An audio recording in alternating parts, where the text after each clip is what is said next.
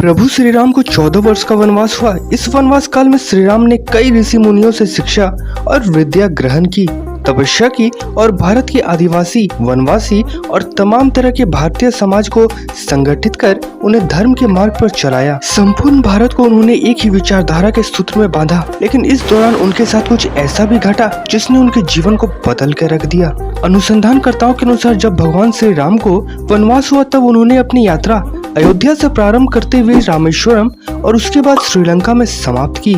इस दौरान उनके साथ जहां जो भी घटा उनमें से 200 से अधिक घटना स्थलों की पहचान की गई है। जाने माने इतिहासकार और पुरातत्व शास्त्री अनुसंधानकर्ता डॉक्टर राम अवतार ने श्री राम और माँ सीता के जीवन की घटनाओं से जुड़े ऐसे 200 से भी अधिक स्थानों का पता लगाया है जहां आज भी तत्संबंधी स्मारक स्थल विद्यमान है, जहां हमारे प्रभु श्री राम और माता सीता रुके या रहे थे। तो आज इस वीडियो में हम उन्हीं स्थानों में से कुछ प्रमुख स्थानों के बारे में जानेंगे। तो वीडियो बहुत ही भक्तिपूर्ण, दिलचस्प और रोमांचित करने वाली होगी, तो इसीलिए इस वीडियो को पूरा देखें और चैनल पर नए तो प्लीज चैनल को सब्सक्राइब जरूर कर लें।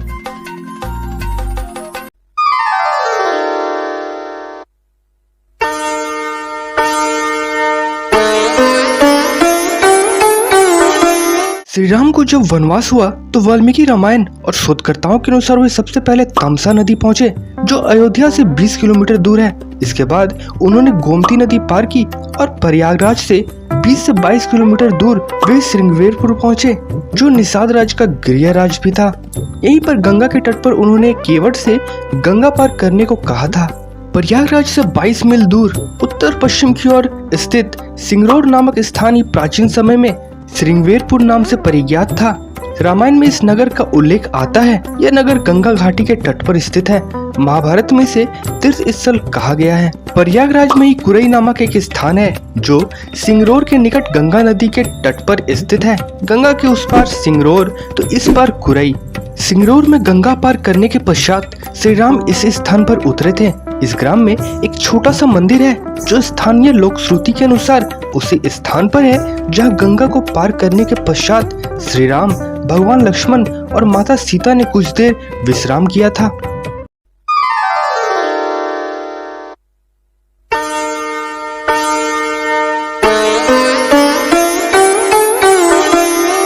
कुरई से आगे चलकर श्री राम अपने भाई लक्ष्मण और पत्नी सीता सहित प्रयाग पहुंचे थे।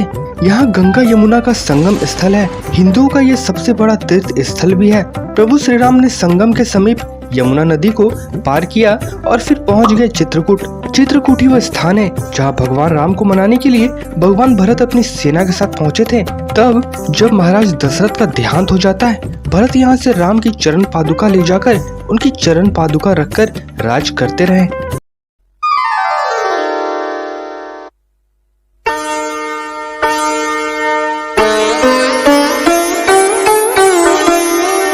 चित्रकूट के पास ही सतना यानी मध्य प्रदेश स्थित अत्रि ऋषि का आश्रम था। महर्षि अत्रि चित्रकूट के तपोवन में रहा करते थे। वहीं श्री राम ने कुछ वक्त बिताया। अत्रि ऋषि की पत्नी का नाम अनुसुईया, जो कि दक्ष प्रजापति की 24 कन्याओं में से एक थी। अत्रि ऋषि के आश्रम के आसपास राक्षसों का समूह रहता था। अत्रि ऋषि, उनके भक्तगण व माता अनुसुईया उन राक्षसों से भयभीत रहते थे। भगवान श्री राम ने उन राक्षसों का वध किया।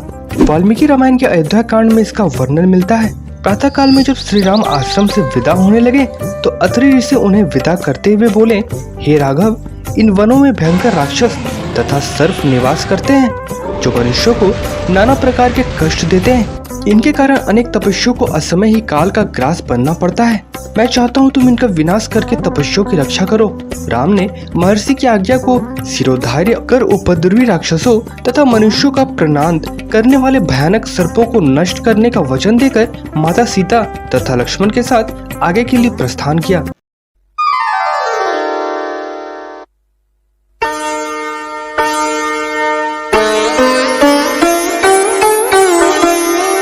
अत्रि ऋषि के आश्रम में कुछ दिन रुकने के बाद श्री राम ने मध्य प्रदेश और छत्तीसगढ़ के घने जंगलों को अपना आश्रय स्थल बनाया। यह जंगल क्षेत्र था दंडकारण्य। अत्रि आश्रम से ही दंडकारण्य आरंभ हो जाता है। छत्तीसगढ़ के कुछ हिस्सों पर श्री राम के नाना और कुछ पर बानासुर का राज था। यहाँ के नदियों, पहाड़ों, सरोवरों तथा गुफाओं में श्री राम के रहने के सबूतों की भरमार है। यहीं पर श्री राम ने अपना वनवास काटा था। यहाँ वे लगभग 10 वर्षों से भी अधिक समय तक रहे थे। अत्रि आश्रम से भगवान राम मध्य प्रदेश के सतना पहुँचे, जहाँ रामवन है। मध्य प्रदेश एवं छत्तीसगढ़ क्षेत्रों में नर्मदा व महानदी नदियों के किनारे 10 वर्षों तक उन्होंने कई ऋषि आश्रमों का भ्रमण किया। दंडकारण्य क्षेत्र तथा सतना के आगे वे विराट सरभंग एवं सुतिशन मुनि आश्रम में गए। श्री राम वहाँ से आधुनिक जबलपुर शहडोल गए होंगे। शहडोल में पूर्वोत्तर की ओर सरगुजा क्षेत्र है। यहाँ एक पर्वत का नाम रामगढ़ है। 30 फीट की ऊंचाई से एक झरना जिस कुंड में गिरता है उसे सीता कुंड कहा जाता है। यहाँ विशिष्ट गुफा है। 2 गुफाओं के नाम लक्ष्मण बोंगरा और सीता बोंगरा है। दंडक राक्षस के कारण इसका नाम दंडकारण्य पड़ा। यहाँ रामायण काल में रावण के सहयोगी बानासुर का राज था। आंध्र प्रदेश का एक शहर भद्राचलम गोदावरी नदी के तट पर बसा यह शहर सीता और रामचंद्र मंदिर के लिए प्रसिद्ध है। यह मंदिर भद्रगिरी पर्वत पर है। कहा जाता है कि श्री राम ने अपने वनवास के दौरान कुछ दिन इस भद्रगिरी पर्वत पर ही बिताए थे। स्थानीय मान्यता के मुताबिक दंडकारण्य के आकाश में ही रावण और जटायु का युद्ध हुआ था और जटायु के कुछ अंग दंडकारण्य में आ गए थे। ऐसा माना जाता है कि दुनिया भर में सिर्फ यहीं पर जटायु का एकमात्र मंदिर भी है। दंडकारण्य क्षेत्र की चर्चा पुराणों में विस्तार से मिलती है।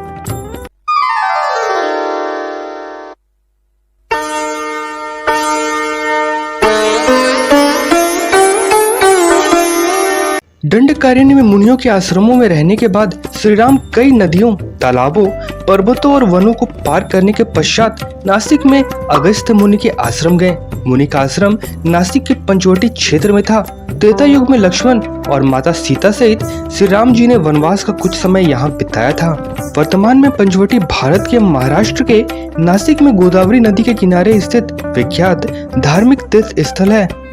अगस्त मुनि ने श्री राम को अग्निशाला में बनाए गए शस्त्र भेंट किए। नासिक में श्री राम पंचवटी में रहे और गोदावरी के तट पर स्नान ध्यान किया। नासिक में गोदावरी के तट पर 5 वृक्षों का स्थान पंचवटी कहा जाता है। ये 5 वृक्ष थे पीपल, बरगद, आंवला, बेल तथा अशोक वट। यहीं पर सीता माता की गुफा के पास 5 प्राचीन वृक्ष हैं, जिन्हें पंचवट के नाम से भी जाना जाता है। माना जाता है कि इन वृक्षों को प्रभु राम, माता सीता और भगवान लक्ष्मण ने अपने हाथों से लगाया था।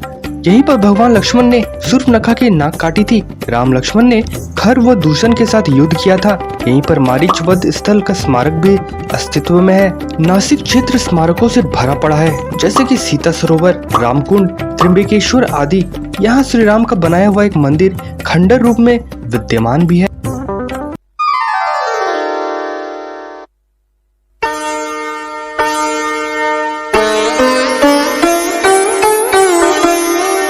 नासिक क्षेत्र में शूर्पणखा, मारीच, खर व दूषण के वध के बाद रावण ने यहीं पे सीता माता का हरण किया था और जटायु का वध भी यहीं पे हुआ था, जिसकी स्मृति नासिक से 56 किलोमीटर दूर ताकेंड गांव में सर्वतीर्थ नामक स्थान पर आज भी संरक्षित है। जटायु की मृत्यु सर्वतीर्थ नाम के स्थान पर हुई, जो नासिक जिले के इगतपुरी तहसील के ताकेंड गाँव में मौजूद है।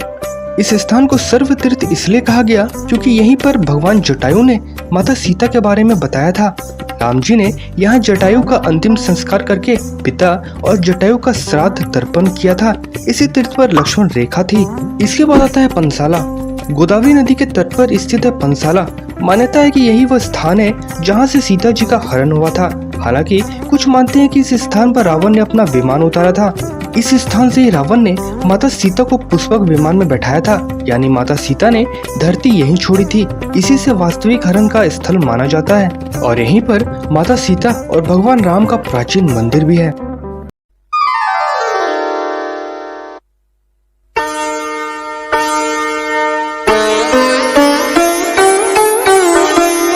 सर्वतीर्थ जहाँ जटायु का वध हुआ था, वह स्थान माता सीता की खोज का प्रथम स्थान था। उसके बाद श्री राम, भगवान लक्ष्मण तुंगभद्रा तथा कावेरी नदियों के क्षेत्र में पहुंच गए। तुंगभद्रा एवं कावेरी नदी के क्षेत्रों में अनेक स्थलों पर वे माता सीता की खोज में गए थे।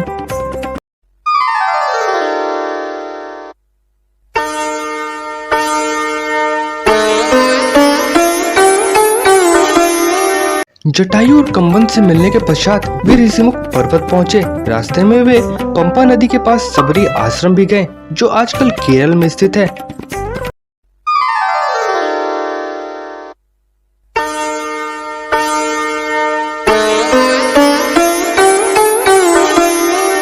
मलय पर्वत और चंदन वनों को पार करते हुए वे ऋषिमुख पर्वत की ओर बढ़े। यहाँ उन्होंने भगवान हनुमान और सुग्रीव से भेंट की, माता सीता के आभूषणों को देखा और श्री राम ने बाली का वध किया।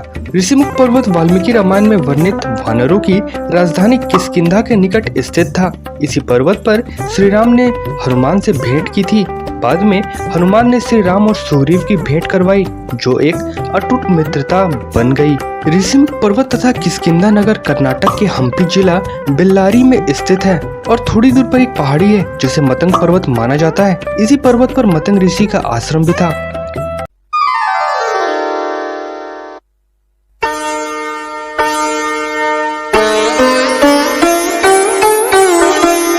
हनुमान और सुग्रीव से मिलने के बाद श्री राम ने अपनी सेना का गठन किया और लंका की ओर चल पड़े। मलय पर्वत, चंदन वन, अनेक नदियों, झाड़ियों तथा वन वाटिकाओं को पार करके श्री राम और उनकी सेना ने समुद्र की ओर प्रस्थान किया।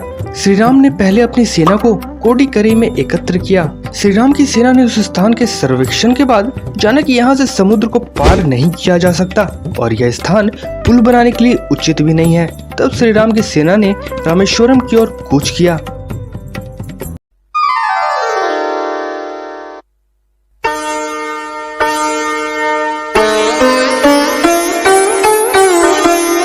रामेश्वरम समुद्र तट एक शांत समुद्र तट है। रामेश्वरम प्रसिद्ध हिंदू तीर्थ केंद्र भी है। महाकाव्य रामायण के अनुसार भगवान श्री राम ने लंका पर चढ़ाई करने के पहले यहाँ भगवान शिव की पूजा की थी। रामेश्वरम का शिवलिंग श्री राम द्वारा स्थापित शिवलिंग है।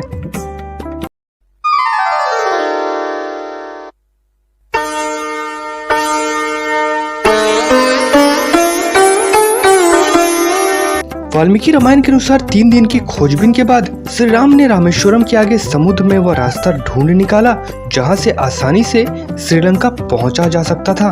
उन्होंने नल और नील की मदद से उस स्थान से लंका तक का पुल निर्माण करने का फैसला किया। नाविक आज भी रामेश्वरम में धनुषकोडी नामक स्थान से यात्रियों को राम सेतु के अवशेषों को दिखाने ले जाते हैं। धनुषकोडी भारत के तमिलनाडु राज्य के पूर्वी तट पर रामेश्वरम द्वीप के दक्षिणी किनारे पर स्थित एक गांव है। इसका नाम धनुषकोडी इसलिए है कि यहाँ से श्रीलंका तक वानर सेना के माध्यम से नल और नील ने जो पुल यानी कि राम सेतु बनाया था उसका आकार मार्ग धनुष के समान ही है।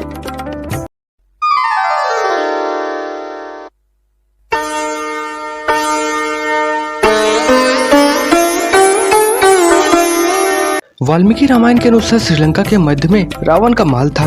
नुवारा एलिया पहाड़ियों से लगभग 90 किलोमीटर दूर बंद्रवेला की तरफ मध्य लंका की ऊंची पहाड़ियों के बीचों बीच सुरंगों तथा गुफाओं के भंवरजाल मिलते हैं। यहाँ ऐसे कई पुरातात्विक अवशेष मिलते हैं जिनकी कार्बन डेटिंग से इनका काल निकाला गया है। श्रीलंका में नुवारा एलिया पहाड़ियों के आसपास स्थित रावण फॉल, रावण गुफाएं, अशोक वाटिका, खंडर हो चुके विभीषण के महल आदि की पुरातात्विक जांच से इनके रामायण काल के होने की पुष्टि होती है।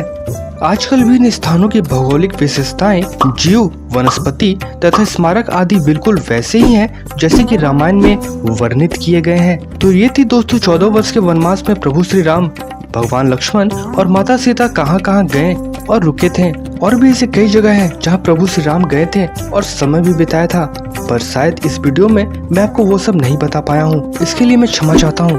आशा करता हूँ कि वीडियो आपको पसंद आई होगी। अगर वीडियो पसंद आई हो तो प्लीज वीडियो को एक लाइक कर दें। चैनल पे अगर नए हैं तो प्लीज चैनल को सब्सक्राइब कर लें, क्योंकि इस चैनल पे आपको इसी तरह की इंटरेस्टिंग और रोचक जानकारियाँ मिलती रहेंगी। बाकी मैं मिलता हूँ आपको अपने अगले वीडियो में। तब तक आप अपना और अपनों का ख्याल रखें।